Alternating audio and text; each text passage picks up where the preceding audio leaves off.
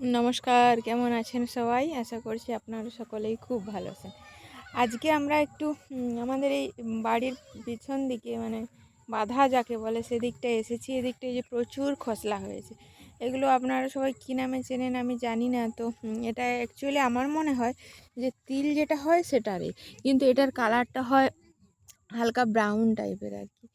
তো যখন খসলা আমি বাড়িতে গিয়ে দেখাবো যে কীরকম হয়। এগুলো তো কাঁচা, এগুলো থেকে দেখানো যাবে না, কিন্তু এটা গাছটা আমি দেখালাম আপনাদের। এই যে দেখুন গাছ, এটা অ্যাকচুয়ালি তিলেরই আরেকটা প্রজাতি। এটা মানে ভাজা করে বা বেটে বড়া টাইপের করে, আবার অন্য কোনো কিছুর সাথে মানে কুঁদরি আমরা যেটাকে বলি তেলাকুচি, ওটা ঝিরিঝিরি করে কেটে আর ভাজা করে তার সাথে দিয়েও খাওয়া যায়।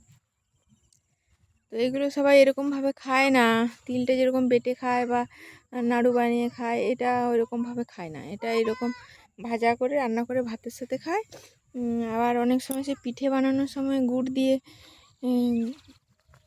একটা মানে মিষ্টি টাইপের বানিয়ে আর পিঠের ভিতরে দিয়ে খায় পুর পিঠে বানানোর সময়।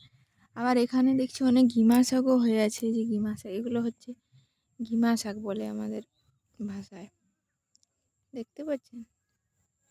বুঝতে পারছেন? এটা এই যে এটা একটু তেতো তেতো টাইপের হয়, শরীরের পক্ষে খুবই উপকারী এগুলো খেতে।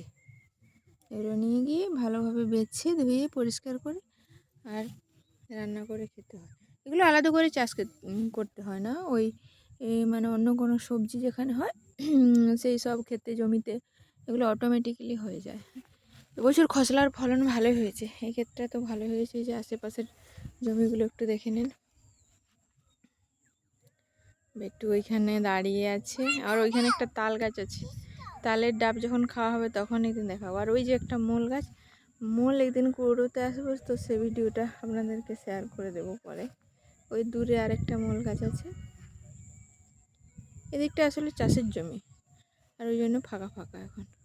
আজকে মাঠের দিকে যাইনি, আজকে এই জমিগুলোর দিকে এলাম।